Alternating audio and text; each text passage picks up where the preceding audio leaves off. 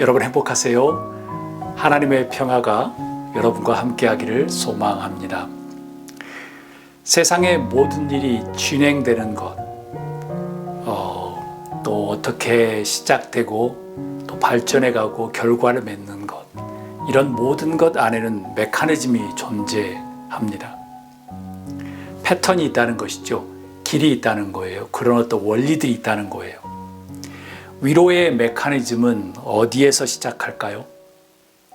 위로의 메커니즘은 어떤 과정을 또 거칠까요? 그리고 위로는 어떤 결과와 영향력을 가져올까요? 그런 의미에서 오늘 말씀의 제목처럼 The Power of Consolation, 위로의 힘, 그것은 어떻게 나타날까요? 한국의 음악 경연 프로그램 중에서 제가 요즘에 즐겨보는 것은 팬텀 파워입니다. 참가자들은 아주 화려한 경력과 또 능력들, 그래서 막 실력들을 뽐내죠. 그런 경연에서 실제로 경쟁, 그 경연에서 이기는 사람들은 대부분 어떤 사람이냐면 감정이입을 잘하는 분들이에요. 즉 심사위원과 관객들에게 감정이 전달되었다는 것이겠죠. 감정이입이란 무엇일까요? 자신의 감정을 어떤 대상에게 이입하거나 아니면 대상의 감정을 자신에게 이입시키는 것, 그래서 서로 공감하는 것이라고 할 수 있어요. 그럼 우리는 위로가 어떻게 생성이 되어 가는가, 그런 메커니즘을 알 수 있는데요. 위로는 첫 번째 이것이에요. 공감의 힘에서 출발해요. 공감의 힘. 영어로는 empathy라는 뜻이에요.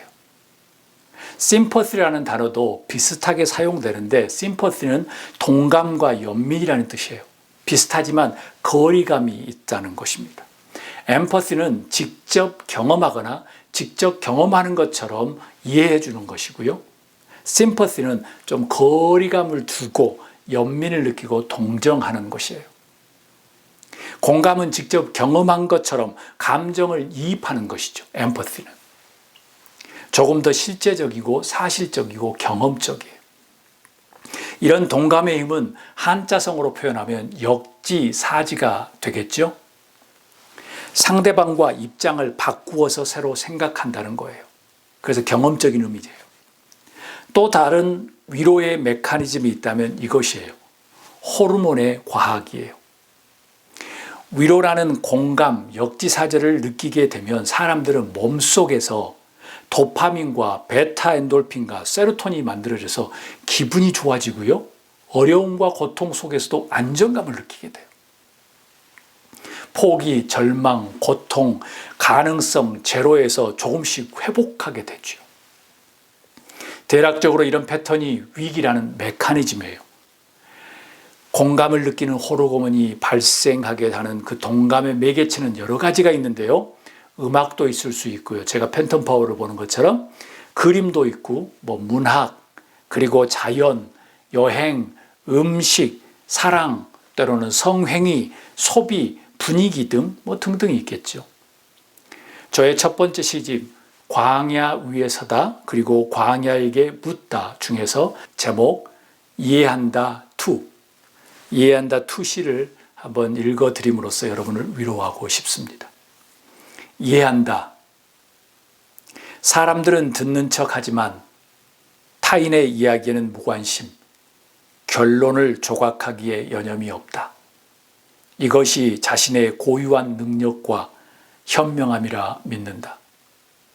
사람들은 머릿속에 제각각의 계산기를 가지고 산다. 원인을 빠르게 파악하고 충고와 대안을 말하기 바쁘다. 이것이 똑똑함이라 믿는다. 타인에게 결론을 주려는 가식된 위로를 넘지 못하면 진정 이해한다는 것은 억지스런 척에 불과할 뿐 꼬리에 꼬리를 물듯 아픔은 계속이다. 타인들은 답을 원하는 것이 아니라 듣고 가슴으로 느끼는 위로를 원할 뿐 머릿속 칼날 같은 결론과 대안이 아닌 가슴속 소리 없는 공감, 엠퍼시를 원한다. 우리는 2주간 동안 바울의 아름다운 친구 위로의 아들 바나바를 통해서 은혜를 나누었어요. 첫 주일에는 위로받고 싶은 세대라는 제목이었죠. 두 번째 주일에는 위로의 그릇을 채우라는 제목으로 나누었어요.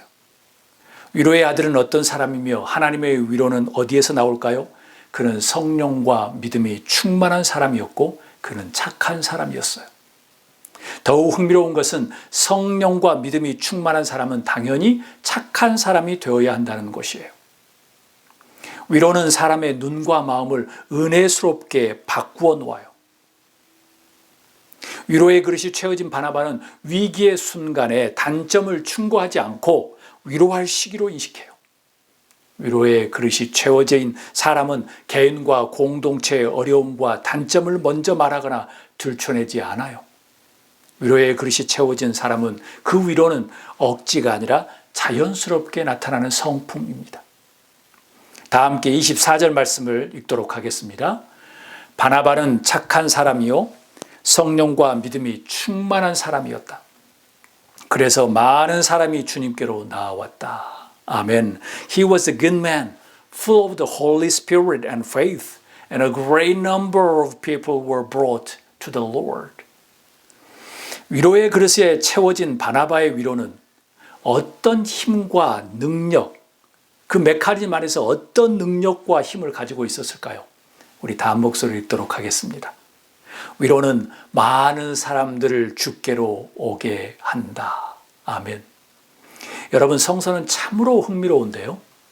성령과 믿음이 충만한 사람은 착한 사람이 되고요. 또한 그 사람 주변에 많은 사람들이 주께로 오는 역사가 일어나게 돼요. 여러분, 혹시 많은 사람들이 주님께로 돌아오는 역사를 기대하십니까? 머리에 떠나지 않는 질문이 하나 생겼어요. 많은 사람이 주님께로 나아왔다고 하는데 한 사람 때문에 온 것일까? 아니면 공동체 구성원들이 잘해서 온 것일까? 손을 한번 들어주시길 바랍니다. 한 사람 때문에 왔다라고 생각하시는 분, 아니면 다수의 공동체 성원들이 잘해서 많은 사람들이 모여들었다고 하시는 분. 정답은 둘 다 맞습니다만 한 사람만 잘해서 많은 사람들이 주님께로 올 수는 없겠지요. 회사도 단체도 어찌 한 명만 잘한다고 번창할 수 있겠습니까? 소수를 넘어서 다수들이 잘해야 좋은 결과가 나오겠지요. 하물며 교회는 다를까요? 마찬가지예요. 안디옥 초대교회도 예외가 아니었을 것이에요. 위로의 아들인 바나바 한 명이 잘한다고 많은 사람들이 몰려들었을까요? 위로의 아들로 인하여 교회도 착해지고 교회의 성도들이 성령과 믿음이 충만해졌기 때문에 많은 사람들이 주께로 나아온 것이겠죠. 만약 여러분이 하는 사업과 직장과 여러분 주변에 많은 사람들이 주변에 모이기를 원하시나요? 여러분 안에 위로의 그릇을 한번 채워보시길 바랍니다. 바나바처럼 사업장과 직장에서 바나바의 역할을 한번 해보세요. 분명히 달라질 것이에요. 왜요? 현 시대는 위로받고 싶은 세대들이 많다는 것입니다. 저부터도 그렇습니다. 또한 위로의 그릇이 채워진 바나바는 또한 어떤 영향력을 끼쳤을까요? 전차와 병사라는 이름을 가진 화려한 안디옥에서 어떤 사역의 열매를 맺었을까요? What is the power of consolation? 우리 다음 목소리 읽도록 하겠습니다. 위로는 사람을 변화시킨다. 아멘. 위로는 모난 성품을 가진 모난 사람을 둥글게 만들게 해요. 나름 세계 역사 속에서 전무후무한 일들이 벌어진 사건을 뽑으라고 하면 초대교회의 역사입니다. 나라마다 초대교회에 유무상통한 일들이 일어나곤 했지요. 그럼에도 불구하고 역사상 최고의 롤모델로 삼는 것은 초대교회의 사건이에요. 오죽했으면 사회주의 체제도 모방할 정도로 유무상통한 위대한 사건이었죠. 사도행전 4장 32절 35절 우리 한 목소리를 읽도록 하겠습니다. 많은 신도가 다 한 마음과 한 뜻이 되어서 아무도 자기 소유를 자기 것이라고 하지 않고 모든 것을 공동으로 사용하였다. 사도들은 큰 능력으로 주 예수의 부활을 증언하였고 사람들은 모두 큰 은혜를 받았다. 그들 가운데는 가난한 사람이 한 사람도 없었다. 땅이나 집을 가진 사람들은 그것을 팔아서 그 판돈을 가져다가 사도들의 발 앞에 놓았고 사도들은 각 사람에게 필요에 따라서 나눠 주었다. 아멘. 여러분, 이런 역사를 나타나게 한 원동력은 무엇이었을까요? 당연히 성령 충만함이었죠. 마가의 다락방에 성령이 임함으로 그들이 변화되어서 그들이 즐거워하고 행복해했어요. 죽음도 두렵지 않았죠. 독특한 것은 초대교회에 그 성령이 임한 다음에 유무상통의 역사가 벌어져요. 재산을 팔기도 하고 그리고 가진 것을 서로 나누는 일이 벌어지죠. 이것들의 원동력은 무엇이었을까요? 다름이 아니라 긍휼과 헌신이었어요. 성령과 믿음에 충만한 사람은 착한 성품이 되어서 그들 안에 긍휼의 마음과 헌신의 마음이 생겨서 서로 나누게 된 거죠. 서로 위로하게 된 것이에요. 우리 다 함께 36절에서 37절 말씀 읽도록 하겠습니다. 키프로스 태생으로 레위 사람이요 사도들에게서 바나바 곧 위로의 아들이라는 뜻의 별명을 받은 요셉이 자기가 가지고 있는 밭을 팔아서 그 돈을 가져다가 사도들의 발 앞에 놓았다. 아멘. 여러분, 위로의 아들 바나바가 성서에 처음 등장하는 곳을 지금 보고 계십니다. 그는 밭을 팔아서 그 돈을 사도들 발 앞에 놓았다고 이야기해요. 그의 소유를 팔아서 초대교회 성도들을 위로하며 나눈다는 것은 그때 당시 엄청난 영향력을 가지고 있었던 겁니다. 인류 역사에 길이 남을 만한 유무상통의 은혜와 기적은 이처럼 긍휼과 헌신을 했던 그 바나바와 같은 사람들이 있었기 때문에 가능한 것이었어요. 그 당시에 밭을 가진다는 것은 대단히 여유 있는 사람이었죠. 제가 어느 다큐멘터리를 보았는데요. 200여 년 전 영국의 3분의 2 사람들이 자신의 이름으로 집을 가지고 있지 못했다고 역사학자가 이야기하는 것을 들었어요. 그런데 1900여 년 전에 밭을 팔아서 나누어 주었다는 것은 성령의 감동이 있어야만 가능한 것이에요. 엄청난 부의 상징이죠. 더불어 어렵고 힘들게 사는 교회 성도들을 위로하려 하는 긍휼과 헌신이 없었다면 전혀 불가능한 일이죠. 그런 이유로 위로의 사람 바나바와 같은 사람들의 긍휼과 헌신이 그 초대교회의 공동체를, 그 공동체 사람들을 변화시킨 것이에요. 당연히 그가 갔던 안디옥도 그렇게 변화시킨 것이겠죠. 성서에서 두 번째 바나바의 등장은 사도행전 9장 26절에서 27절에 나옵니다. 우리 한 목소리로 읽도록 하겠습니다. 사울이 예루살렘에 이르러서 거기에 있는 제자들과 어울리려고 하였으나 그들은 사울이 제자라는 사실을 믿을 수가 없어서 모두들 그를 두려워하였다. 그러나 바나바는 사울을 맞아들여 사도들에게로 데려가서 사울이 길에서 주님을 본 일과 주님께서 그에게 말씀하신 일과 사울이 다마스쿠스에서 예수님의 이름으로 담대히 말하는 일을 그들에게 이야기해 주었다. 아멘. 초대교회를 악독하게 핍박하고 스데반 집사님까지 죽였던 사울이 회심하고 전도자가 되었다는 소문이 예루살렘까지 들렸습니다. 사울은 자신의 사역과 회심을 보증하기 위해서 예루살렘에 올라가는데요. 그때 누가 필요했을까요? 보증인이 필요했어요. 누가 보증인이 되었나요? 여러분과 제가 예상하듯이 위로의 아들 바나바가 기꺼이 사울과 동행했어요. 사울을 제자들의 모임에 동참시켰죠. 아마 바나바와 같은 위로의 사람이 사울을 도와주지 않았으면 사울은 조금 더 힘든 사역을 하지 않았을까라는 생각을 해보아요. 예루살렘 초대교회 출신이었던 바나바가 기꺼이 변호를 해준 것이에요. 강요에 의한 것일까요? 뒷돈을 받아서일까요? 싫은데 억지로 했을까요? 노웨이요. 위로의 아들 그리고 위로의 그릇이 채워진 바나바는 기꺼이 사울을 변호하기에 위해서 올라갔습니다. 잘못하면 자신도 오해를 받을 수 있는 상황이었을 텐데 말이지요. 여러분, 위로의 사람은 사람을 변화시킵니다. 그 모난 사람이었던 악독한 사람이었던 사울까지도 변화시킵니다. 사울을 상상해 보세요. 위로는 모난 사람을 둥글게 해요. 위로는 비판과 정죄의 눈과 언어를 가진 사람을 변화시켜요. 위로는 싸움닭 같은 사람을 변화시켜요. 위로는 신경이 아주 곤두세워져서 아주 예민한 사람을 또 변화시켜요. 위로의 아들 바나바를 통해서 초대교회가 하나가 되고 든든하게 세워졌어요. 위로의 사람이 악랄하기도 두 번째가라면 서러웠던 그 사울을 사도 바울로 자리매김하는 발판과 기초를 제공한 거예요. 사람을 변화시키죠. 여러분, 공동체는 위로의 사람에 의해서 세워집니다. 똑똑함이 아니고 명석함이 아니라. 우리 다 함께 25절에서 26절 말씀을 읽도록 하겠습니다. 바나바는 착한 사람이요 성령과 믿음이 충만한 사람이었다. 그래서 많은 사람이 주님께로 나아왔다.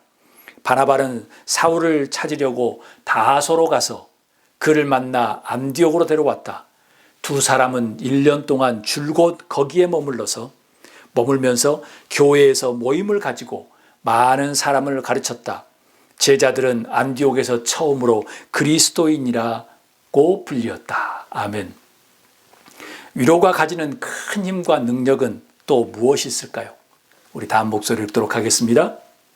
위로는 동역자를 세운다. 위로는 동역자를 세웁니다. 위로의 사람은 일을 혼자 독차지 하거나 혼자 주목받으려고 모든 것을 해결하려 하지 않습니다. 함께 일을 하지요. 안디옥 교회의 사람들이 점차 많아지면서 북적북적해졌지요. 리더였던 바나바가 선택한 것은 다소로 갑니다. 왜요? 사울을 찾아서 데려오기 때문입니다. 무엇을 하려고 사울을 데려왔죠? 두 사람은 1년 동안 줄곧 안디옥에서 모임을 인도하고 많은 사람들을 가르쳤다고 성서는 기록해요. 보통 욕심이 많은 리더나 사람들이었다고 하면 사울과 같은 동역자를 데려오지 않을 것이에요. 그런데 위로의 아들인 바나바는 달랐어요. 사울을 동역자로 모셔옵니다. 데려와요. 여러분, 위로의 영이 여러분의 삶과 인생을 넉넉하게 할 수 있기를 주님으로 축복합니다. 위로의 영은 여러분을 행복하게 만들 거예요. 위로의 영은 성령이기 때문이에요. 성령님, 카운셀러이기 때문이에요. 힘들어도 포기하지 않을 것이에요. 주변에 동역자가 있기 때문이죠. 위로의 사람은 절대 혼자 모든 일을 처리하려 하지 않아요. 사역과 삶의 질을 나누어지는 사람들이기 때문에 그래요. 얼마나 현명하고 아름다운 사람입니까? 위로의 힘은 얼마나 위대한지요. 바나바의 배려로 함께 안디옥에서 함께 가르쳤던 동역자 사도 바울은 나중에 이 일이 있고 난 다음에 에베소에 있는 두란노 소원에서 2년을 가르치는 초석을 마련하는 그 시기를 안디옥에서 위로의 아들 바나바를 통해서 초석을 마련하게 됩니다. 동역자를 세웠기 때문에 그래요. 여러분, 부드럽고 착한 바나바의 영향력이 동역자인 바울을 위대한 리더로 만들었습니다. 할 수만 있거든 여러분과 제가 위로자가 되어지기를 소망합니다. 우리 다 함께 26절 말씀을 읽도록 하겠습니다. 그를 만나 안디옥으로 데려왔다.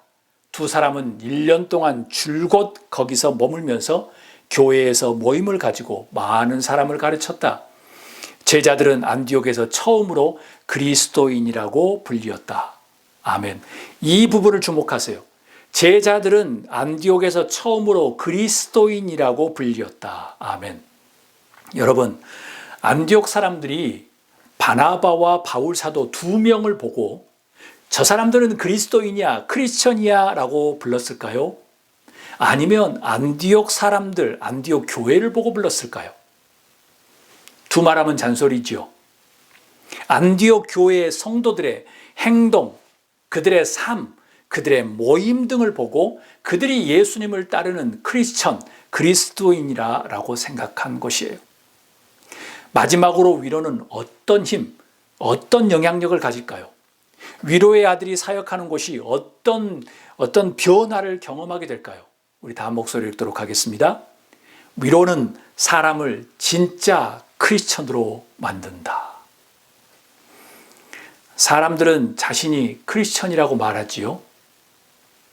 내가 몇 년째 신앙생활을 하고 있어. 나의 가족은 이런 사람이야.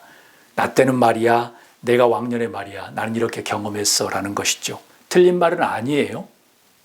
그렇지만 크리스천이라는 용어가 처음 출현한 배경을 고려해 보면 자기가 고백하거나 결단이나 자랑해서 인정하는 것이 아니에요. 제자들은 안디옥에서 처음으로 그리스도인이라고 불리었다. The disciples were called Christians first at Antioch.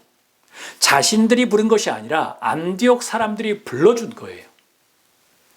사람들이 모여서 예배하는 공동체를 보고서 서로 도움을 주고 위로하는 공동체를 보고서 감탄사가 나와서 함께 인정하게 된 거예요. 아, 저 사람들은 나와 정말 다른 라이프 스타일을 살고 있구나. 이곳에서 예수님을 따르는 사람들이구나. 정말 구별된 사람이구나. 라고 정말 칭찬하는 말이에요. 말씀을 마칩니다. 여러분은 어떤 마음의 그릇에 초점을 맞추고 있으십니까? 돈의 그릇을 지금 채우고 계시나요? 지식의 그릇, 성품의 그릇, 명예의 그릇, 성공의 그릇, 모두 실생활에서 아주 중요해요. 저도 알아요. 너무 중요해요. 그렇지만 저는 우선순위의 영역을 말하고 싶어요. 그럼에도 원하기는 우리 안에 위로의 그릇이 조금 더 잘 채워질 수 있기를 주의 이름으로 부탁합니다. 위로의 그릇은 내 자신과 타인이 함께 건강하게 공존할 수 있는 힘과 능력과 원동력을 제공하기 때문에 그래요. 실생활에서 필요하다고 너무 돈과 지식과 명예와 성공의 그릇을 채우다 보면 우리가 너무 분주하게 되고 스트레스 속에 살게 돼요. 그러다 보면 내 자신도 그리고 타인도 함께 무너뜨리는 결과를 낳을 수 있다는 것이에요. 주위를 둘러보면 어려움과 문제들이 산재해 있는 현실 속에서 우리는 살고 있습니다. 저도 그런 현실이에요. 안디옥 교회의 사정도 별반 다르지 않을 거예요. 로마 대제국 최고의 화려한 도시 중에 하나였던 그 안디옥에 사는 그들에게는 오죽했겠습니까? 이런 상황 속에서 위로의 아들 그 바나바가 공동체에 들어가면서 처음에 가르침과 충고와 비난과 책망에 만약 집중했다면 아마도 안디옥 교회는 분란에 빠지고 분쟁이 많았겠지요. 주변 사람들이 크리스천이라고 인정도 듣지 못했겠죠. 그런 인정 대신에 손가락질을 받았겠죠. 여러분, 위로의 아들 바나바가 안디옥에 들어가서 공동체가 바뀌듯 여러분을 통해서 위로의 힘, 위로의 능력, 위로의 영향력이 조금씩 여러분이 속한 곳에서 증대될 수 있기를 주의 이름으로 축복합니다. 위로는 많은 사람들을 주께로 오게 합니다. 위로는 사람을 변화시킵니다. 위로는 동역자를 세웁니다. 위로는 사람들을 진짜 크리스천으로 만듭니다. 여러분을 통해서 위로의 힘과 위로의 능력과 위로의 영향력이 여러분 자신과 여러분 주변까지 조금씩 증대되고 확장되고 흘러가는 놀라운 기적을 볼 수 있기를 소망합니다. 아멘.